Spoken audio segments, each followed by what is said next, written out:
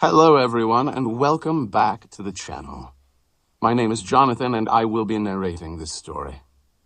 Before we start, could you please like this video? It helps us out a ton as a new channel. Thank you. Alright, I hope you enjoy the story.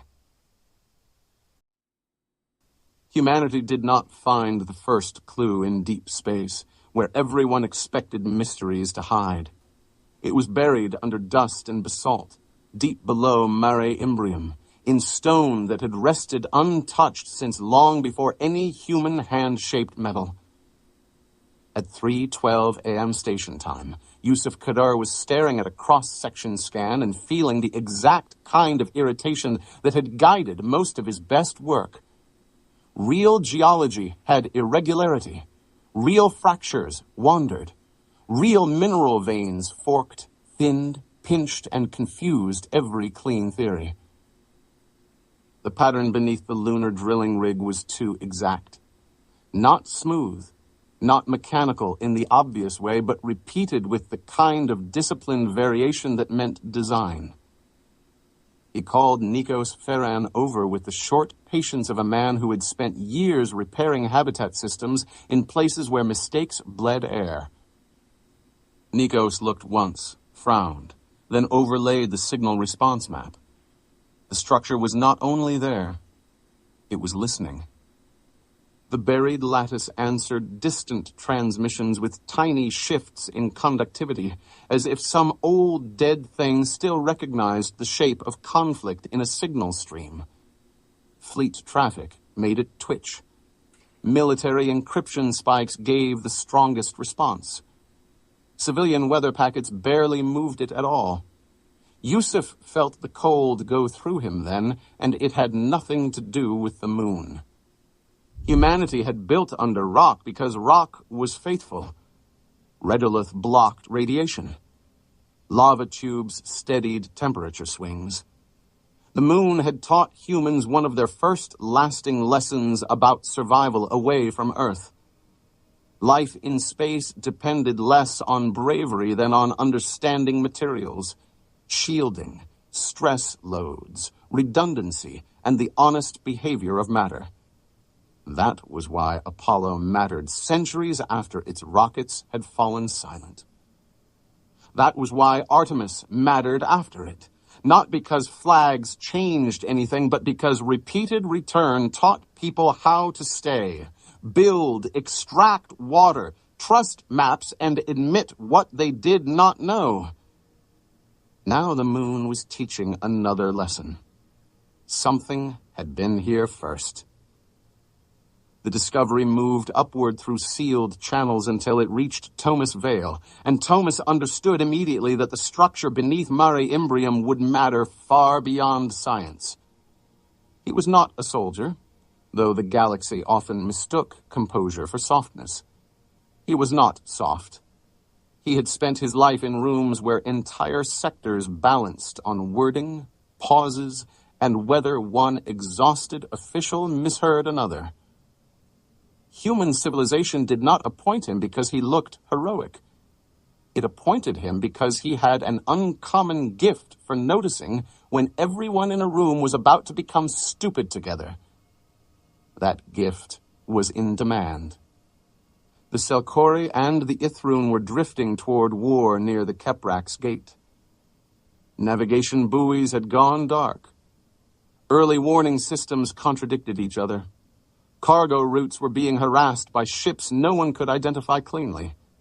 Speaker Omul Jend of the Selkori believed the Ithroon were preparing to choke off transit and starve border habitats into submission. Marshal Pellis Corvum of the Ithroon believed the Selkori were moving missile hulks into civilian traffic lanes for a surprise strike. Both had evidence. That was the problem. Evidence had become too abundant, too perfectly infuriating, too tailored to produce anger faster than caution. Thomas read the Lunar reports and called for Leva Morcant. Leva was not the easiest person in any room she entered. She had the quick eyes of someone who had spent years digging meaning out of broken things, and the bluntness of a scholar who believed truth had priority over comfort. She had studied extinct cultures on dead stations, fragmentary languages encoded in crystal ware, and ruins so old that carbon dating failed and only comparative orbital decay could guess their age. She loved the dead not because they were gone, but because they stopped lying. She arrived carrying irritation of her own, because she had been working at the Orthel Array near the Valeri Drift and did not enjoy being pulled away from a site that had started whispering at the edges of understanding. Thomas gave her the lunar scan. She stopped talking halfway through her first objection. By the time she looked up, her mind was already moving across centuries. "This is the same architecture family," she said. "Not the same builders, not exactly, but the same mathematics. The same way curves resolve into repeating asymmetry. I saw it on Orthel." Thomas folded his hands. "How bad?" Leva almost said impossible. She hated that word and used it only when cornered by evidence. Bad enough that if I'm right, someone has been placing artifacts at civilizational pressure points for longer than any of our records. "Pressure points," Thomas repeated. "Places where a species learns to become something else. A moon base, a transit nexus, archive worlds, energy choke points. Not battlefields. Leverage." That was the moment the story truly began, though none of them could have named it then. Humanity had spent years becoming known among older species for surviving conditions others found absurd. Human settlements on Proxima Centauri b had endured vicious stellar flare cycles by burying habitats, building layered magnetic shielding, and learning not to gamble with radiation. The communities on TRAPPIST-1E had adapted to long-term light imbalance, where sleep disorders and hormonal strain taught doctors hard lessons about circadian rhythms. Human crews became good at redundancy because distance forced it. Orders from far away arrived late. On a frontier station, a delayed instruction was often a historical document rather than useful advice. To the Sakori, that human habit of distributed judgment looked dangerously loose. To the Ithrun, it looked undisciplined. To the hidden architects of the galaxy, it was much worse than either. Leva returned to Orthel with Yusuf and Nikos attached to her team. The array had once been a vast machine, though whether it had been an observatory, archive, or coordination hub was still uncertain. Most of it was dark, broken by time and micrometeors, drifting half-forgotten where trade maps barely cared to label it. Yet beneath dead surfaces, the same patterns repeated. Channels designed for information flow, chambers positioned to receive and redirect signals, interfaces too elegant for any known recent species. Nikos spent 12 sleepless hours correlating the moon lattice response with dead conduits in Orthel. At 9:41 p.m., he found the first undeniable link. The structures reacted to the same class of data signatures. Not language, not identity, but stress markers in civilization-scale communication. Emergency rerouting, military cipher bursts, abrupt resource requisitions, casualty encryption, territorial alert patterns. The systems were old, but their purpose was not mysterious anymore. They watched escalation. Leva pushed deeper into the inscriptions. Most were damaged beyond translation, but archaeology was often less about whole sentences than recurring assumptions. By assembling fragments from Orthel, the moon lattice, and archived ruins on dead worlds, she began to see a sequence. Prosperity, strain, mistrust, limited war, reconstruction under tighter control, stagnation, repeat. At first, the sequence offended her because it resembled lazy historical thinking. No civilization was that neat. Then she saw the timestamps. Across sectors, across species, across thousands of years. The crisis points came too cleanly, often just before major diplomatic convergence, scientific leaps, or transport expansions that might have rearranged power. Someone had not merely studied history, someone had been pruning it. Far from Orthel, Bren sat in a chamber aboard a neutral station between Selkori and Ithrun delegations, and watched the oldest trap in politics close its jaws again. Bren had once taught comparative history before diplomacy claimed him. He knew empires by the stories they told themselves when frightened. The Selkori prized continuity and collective memory. The Ithrun prized endurance and command clarity. Both had admirable traits. Both also had predictable failure modes. The Selkori, when panicked, saw betrayal in broken procedure. The Ithrun, when panicked, saw weakness in any delay. The room was full of accusation, carefully measured enough to remain polite while carrying all the heat of a battlefield. Omeljend spoke with grave restraint because Selkori culture treated emotional leakage as a kind of strategic surrender. Pellis Corvin spoke with rigid calm because Ithrun doctrine taught that uncertainty spread downward from visible hesitation. Bren listened to the evidence each side offered and felt something in him refuse to align. It was too complete. Real guilt left loose threads. Real border aggression always produced some incompetent detail, some profit-seeking scavenger, some drunk officer, some missing crate, some contradiction born of the simple fact that large systems were full of people. This evidence was emotionally flawless. It pushed precisely where each side was most vulnerable. When Bren later explained his suspicion to Thomas, he did so with the simplicity of a teacher.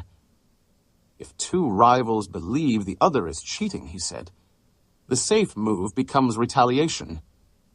Then retaliation looks like proof. Then everyone believes they are acting defensively. That trap is old. What worries me is how perfectly tailored this version is. It's not just pressure.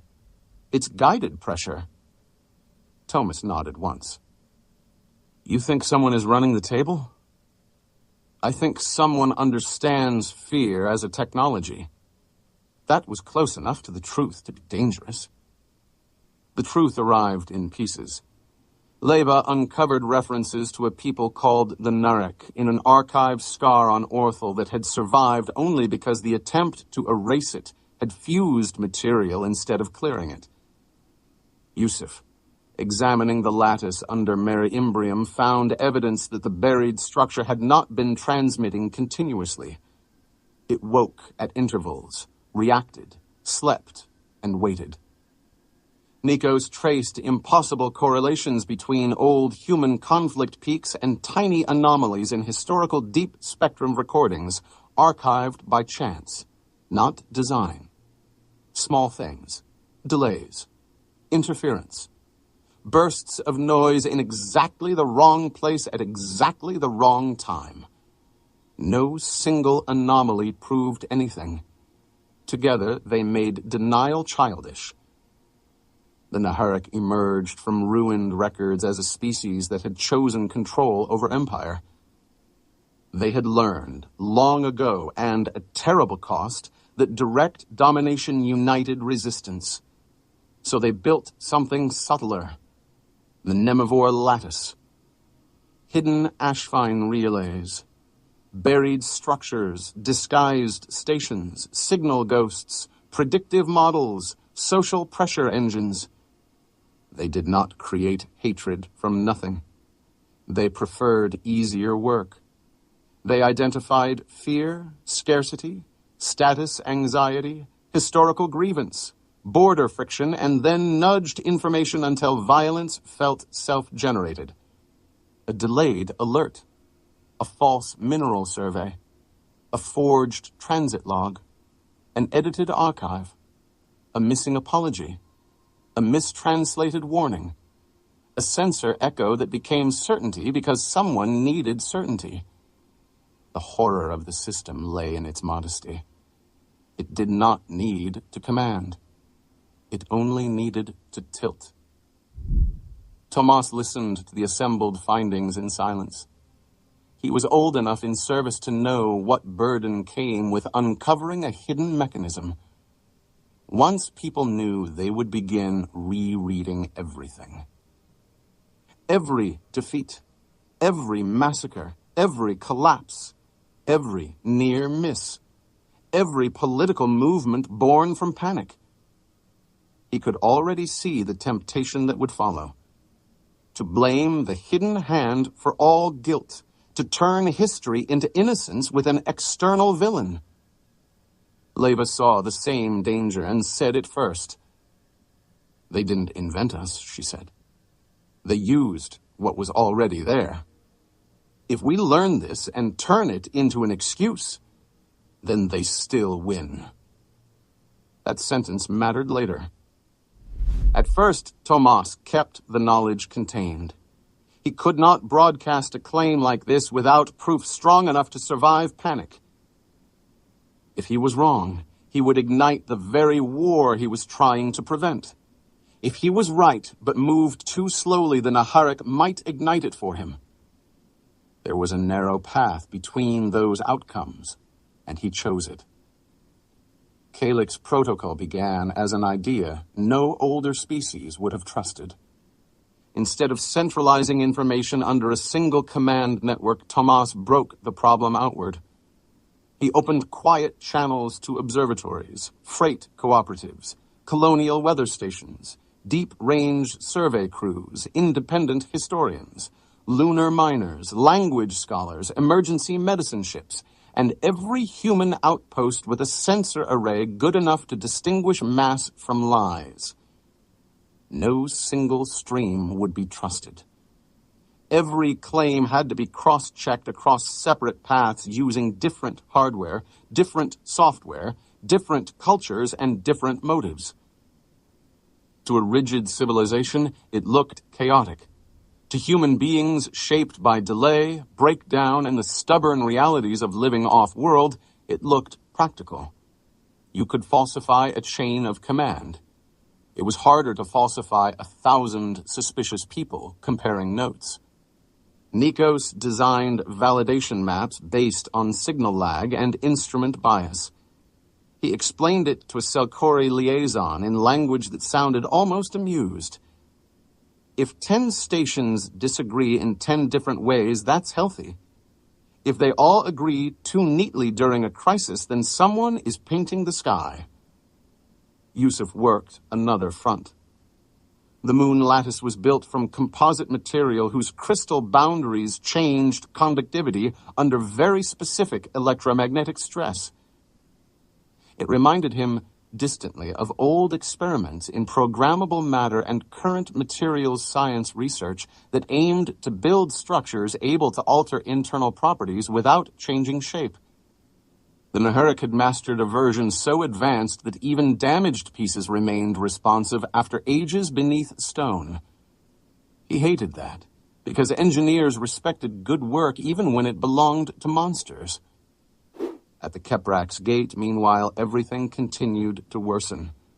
Saira Domesque took command of the human fleet element assigned to keep trade lanes open and refugees alive if diplomacy failed. She had the heavy stillness of a woman who never wasted motion. Her crews trusted her because she did not act brave for display. She acted precise. There was a difference. She knew the numbers, the fuel curves, the thermal limits, the maintenance backlog on every ship under her authority. She had learned command in the unglamorous school of frontier convoy work, where people survived not by speeches, but by knowing which valve would seize first when dust got into a system. She also knew she did not have enough firepower to beat the Selkori, the Ithrun, and the opportunists circling behind them. That last group would soon matter. The Vaskari were not a united empire so much as a moving ecology of traders, raiders, convoy clans, and salvage captains. Some were honorable by any reasonable measure. Some were predators. Most were practical. Mirex Voro belonged to the practical kind, which made him dangerous. He followed collapsing borders the way certain sea creatures followed storms. War, spilled metal, fuel, medicine, and people. All were valuable. But Mirex had seen too many collapsed sectors to mistake pattern for chance. When reports from Kheprax began to echo older disasters almost point for point, something deep in his instincts turned wary. Back on Earth, where billions still slept under a sky they no longer thought of as vulnerable. Tomas received the report that changed private alarm into personal dread. Leva had dated one of the buried lunar components.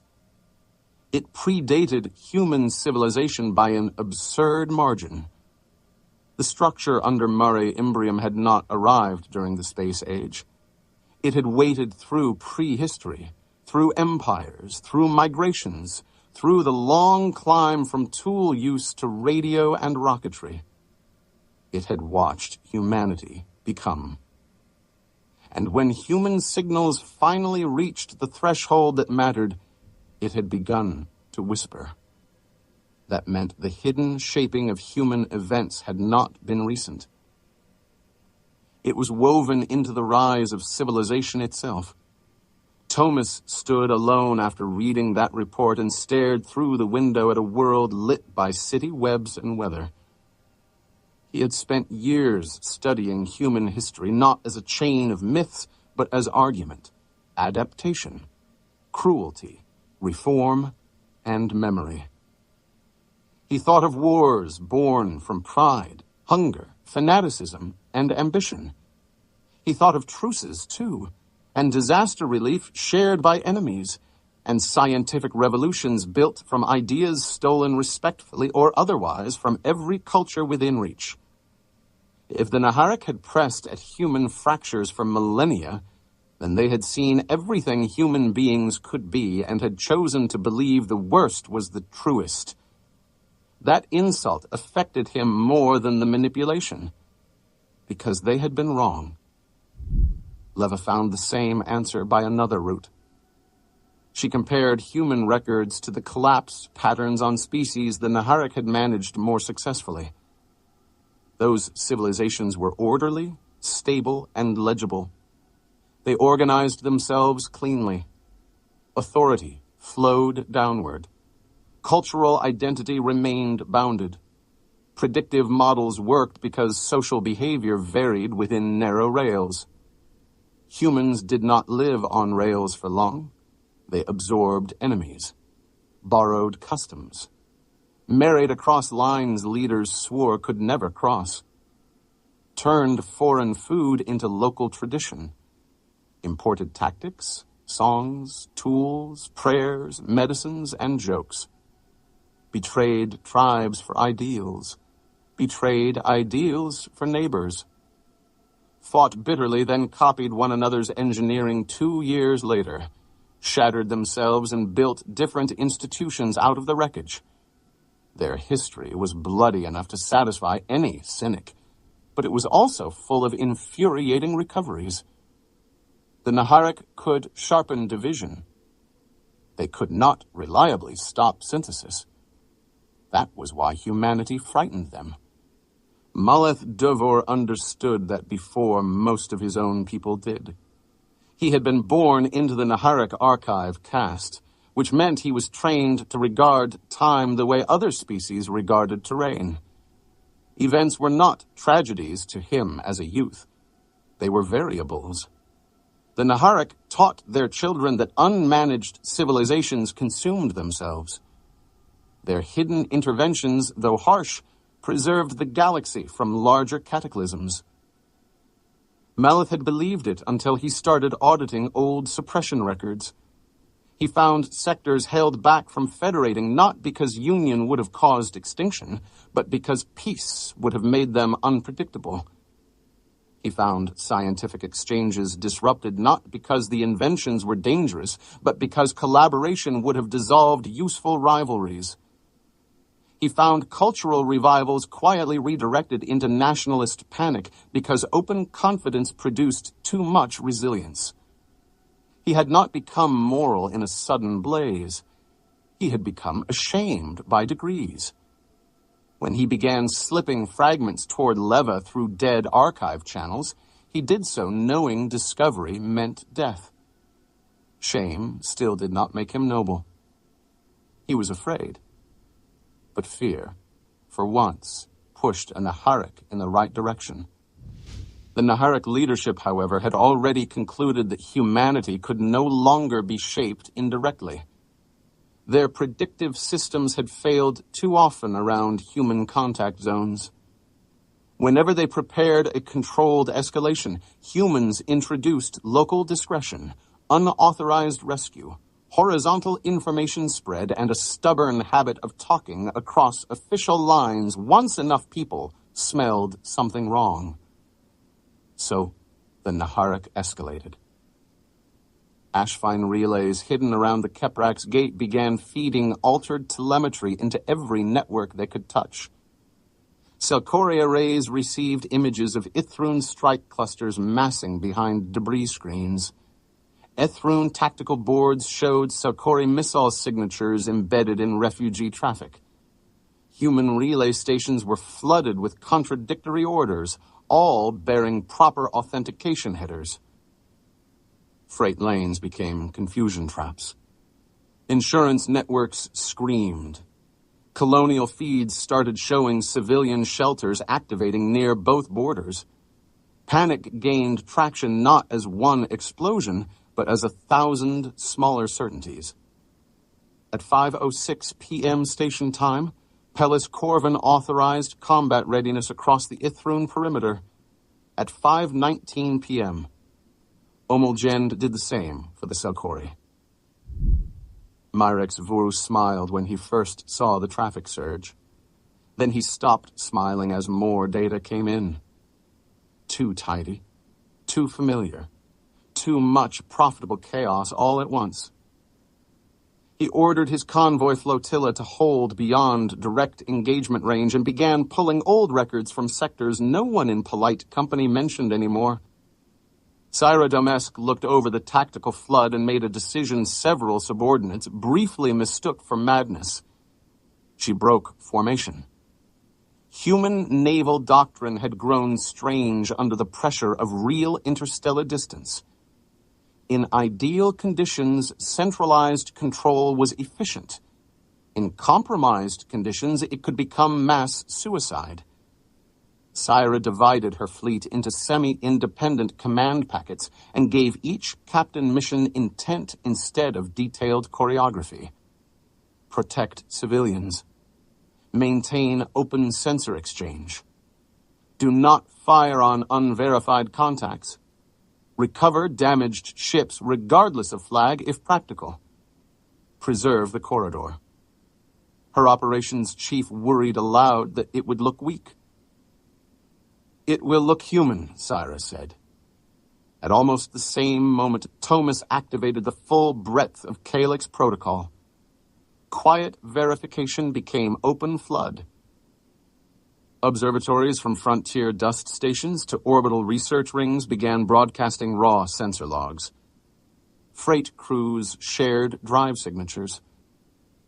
Amateur astronomers with patched-together telescopes added independent tracking. Colonial weather satellites contributed mass readings because a hot engine plume looked the same to weather sensors, whether it belonged to a warship or not. Historians flagged forged archive patterns. Linguists identified emotionally manipulative phrasing in emergency bulletins. Doctors on relief ships mapped actual casualty flow against claimed attacks. This was not elegant. It was glorious.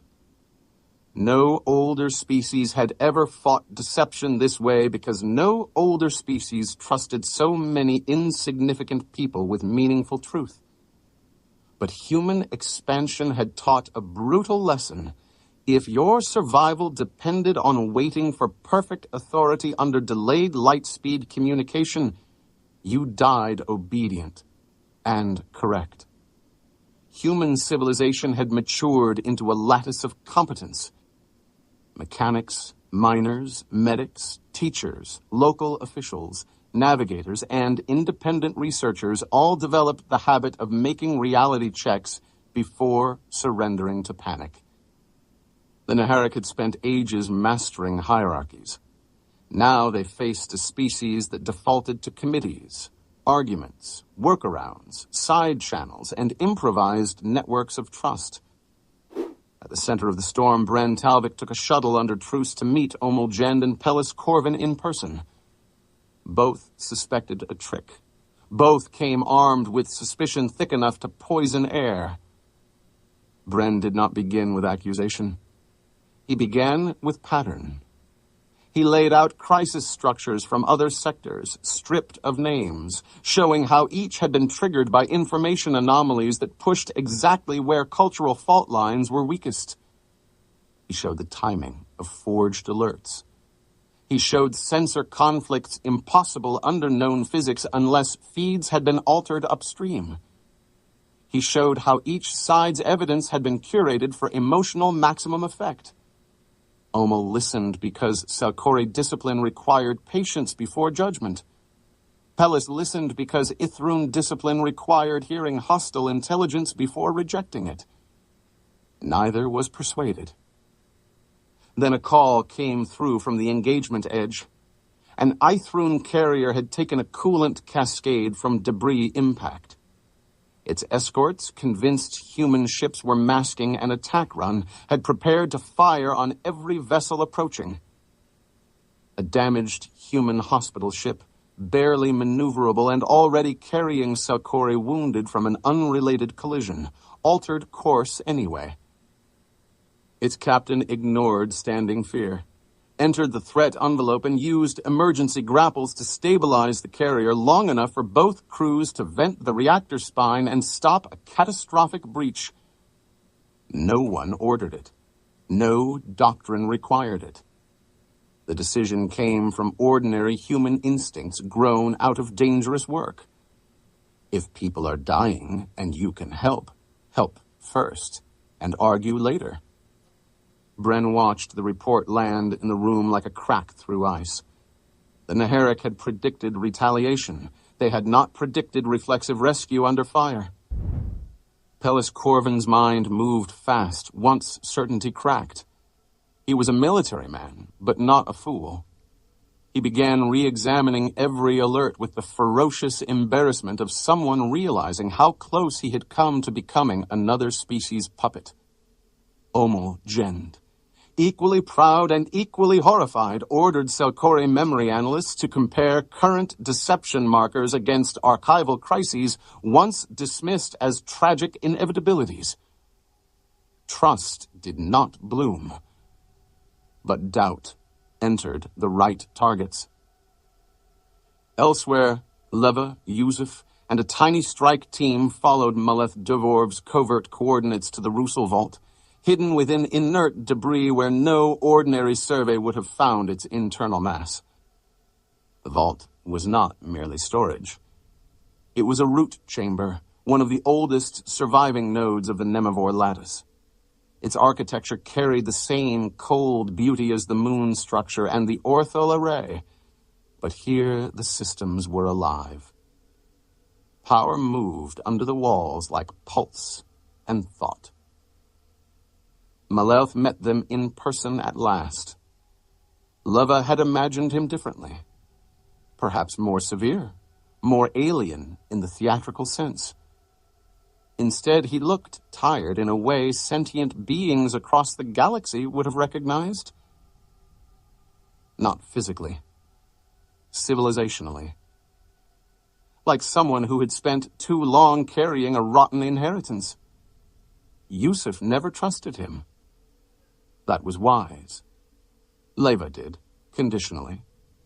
That was wise, too. Maleth showed them the relay maps and the kill condition tied into the lattice. If they simply shut it down, hundreds of embedded sites would purge themselves in destructive bursts, taking archives, habitats, and any nearby ships with them. The Nharic had designed failure to be expensive. Then we don't shut it down, Yusuf said. He was already studying the control architecture. The Nharic systems were subtle, but they still obeyed constraints. Hardware had thermal limits. Signal pathways had thresholds. Feedback loops could be redirected if one understood what the machine valued most. That had always been one of humanity's ugliest and finest habits. Give them enough time with an intimidating object, and sooner or later a human mechanic would start looking for the panel that came off. Leva, working through archive channels with Nikos feeding her remote decryption support, found the real prize hidden beneath operational layers. The lattice remembered everything. Every forged warning. Every delayed rescue request. Every altered survey. Every manipulated border incident. Every diplomatic message that vanished into silence. Every planted justification for conflict. The Nharic had hidden their crimes the way engineers sometimes hid maintenance pathways. Not erased, merely placed where ordinary users were never meant to look. Leva understood instantly that this mattered more than any sabotage. A weapon could stop a battle. Proof could stop an era. The Nharic leadership understood the threat at nearly the same moment. They abandoned caution. Dormant relays around Kheprax surged to full output. False targets flooded combat boards. Navigation updates twisted collision predictions until entire fleets drifted toward firing solutions they believed were defensive necessities. The hidden system aimed not for elegant manipulation now, but for irreversible blood. Saira saw the battle form before the first broadside. The Kheprax Gate region was becoming a kill box built from lies. She issued the order that later students of strategy would quote for generations because it sounded simple and was anything but. Trust your eyes. Trust independent checks. Save whoever you can. Break the script. Human freighters dumped reflective ice and dust into carefully calculated spreads that shattered targeting coherence without blinding rescue navigation. Mining tugs from the Kestrin Belt, ugly workhorse vessels nobody had designed for heroism, used industrial field projectors to haul spinning wreckage out of collision paths. Medical ships broadcast open rescue corridors on every frequency, making it harder for anyone to pretend they did not know where civilians were. Civilian astronomers fed real-time track corrections into tactical networks because their optics, aimed from odd angles and calibrated for patience rather than war, could see patterns military arrays missed.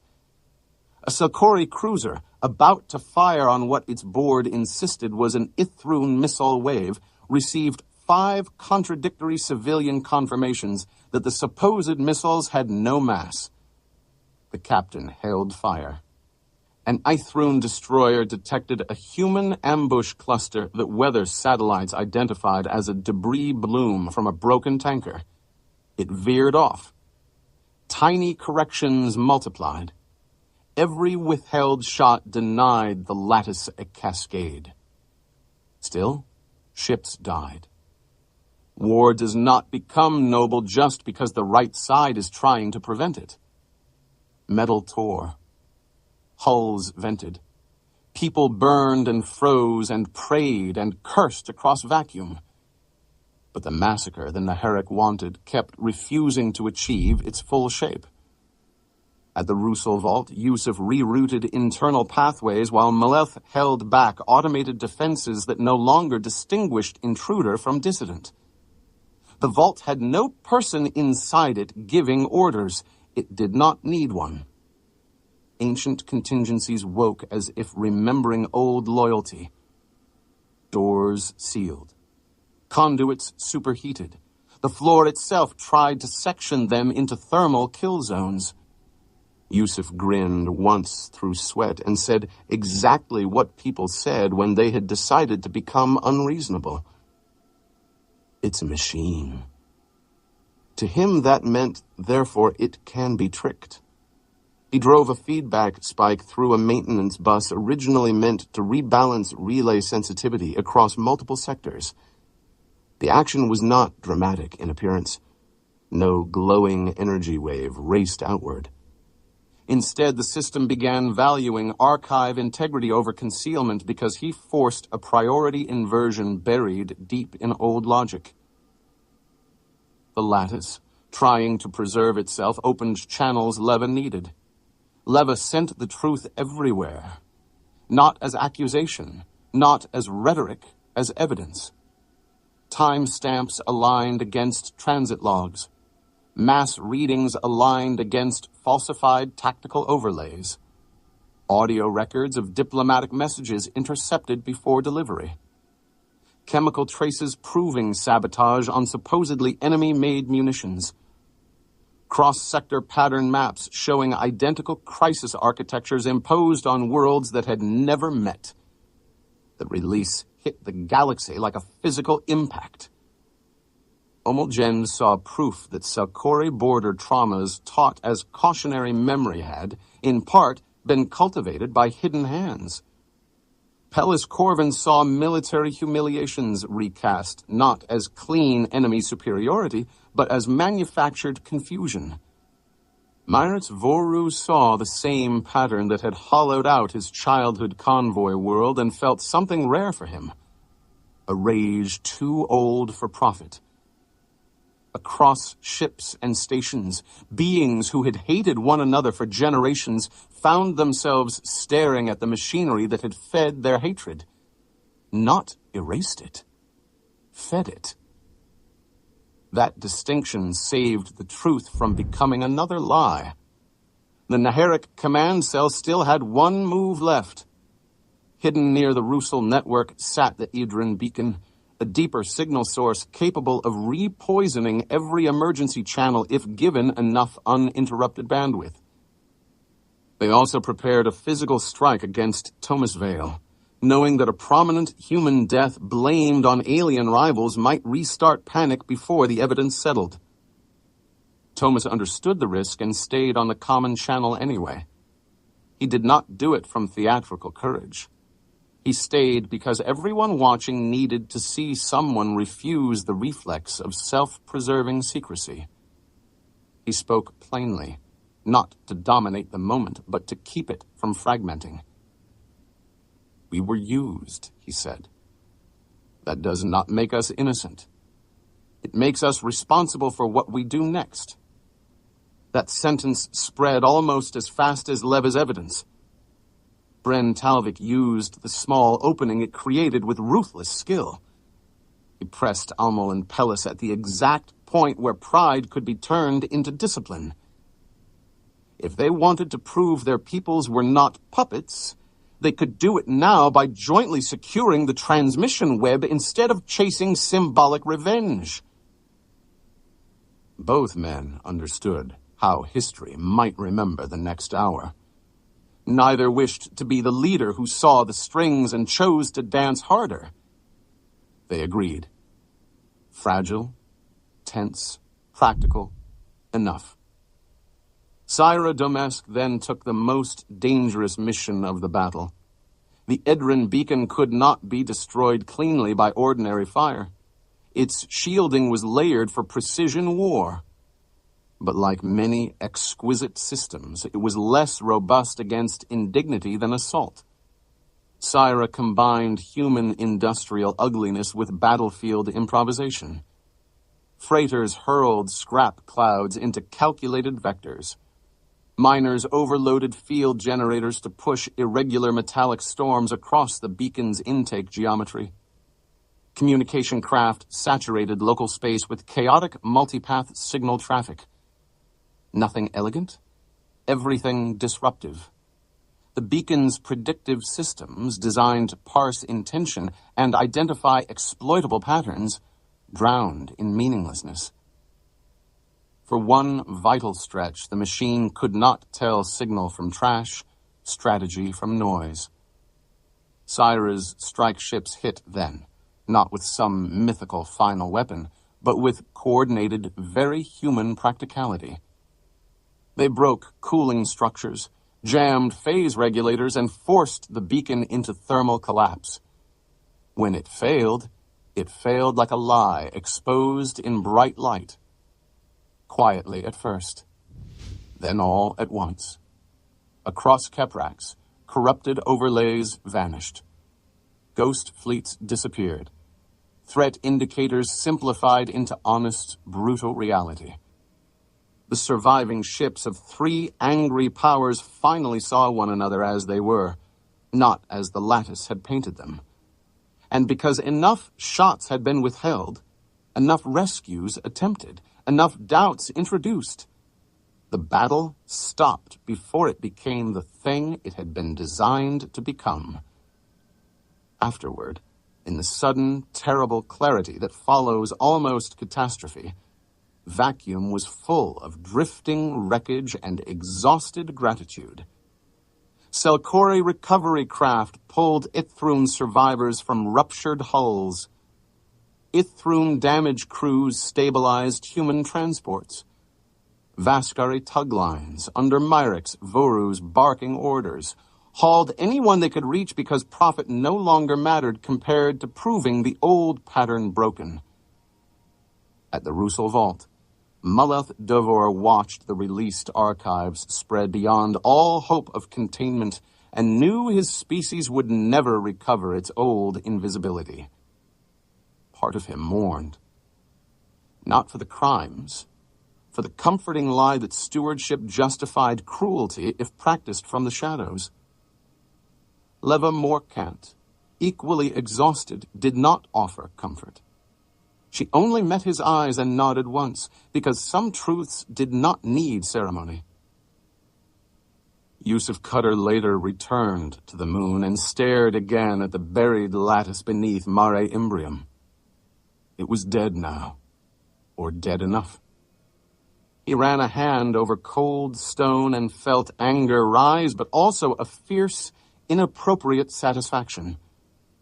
Humanity had built itself under the pressure of worlds that did not care whether anyone lived on them. Now he knew that some of the pressure had come from a calculating enemy instead. It changed much. It did not change everything. The species had still become what it became through labor, argument, sacrifice, and choice. That mattered. The galaxy did not heal in an instant. It could not. Too many histories were cracked open. Too many honored dead now stood in memories shaded by manipulation. Courts, councils, and archives would spend generations sorting guilt from guidance, native cruelty from engineered opportunity. Some worlds would seek revenge. Some Nharic enclaves would resist exposure. Some old enemies would refuse reconciliation because pain, even when exploited, remained pain. But one fact stood above the rest. When the hidden system reached for humanity, it found not perfection, not purity, and not destiny. It found a species too mixed to simplify, too argumentative to centralize completely, too stubborn to stop checking, and too inclined to help the wrong person at the wrong time for all the right reasons. That was what broke the old design. Not strength alone, not weapons alone. A style of being alive that made prediction itself unstable. In the brief quiet that followed the crisis, requests began arriving from every corner of known space. Shared historical audits, joint archive reviews, mediation councils, reconstruction teams. Species that had once considered humans unruly now asked for human oversight precisely because humans had been manipulated too and still chose exposure over easy vengeance. Thomas Vale read those requests in silence. He was tired to the bone, but somewhere beneath the exhaustion sat a hard-earned, guarded hope. Among the recovered Nharic files was a classification attached to Earth long before open contact. Unstable, unscriptable, contagious. For the first time in the long, hidden struggle of the galaxy, those words sounded less like a threat than a promise.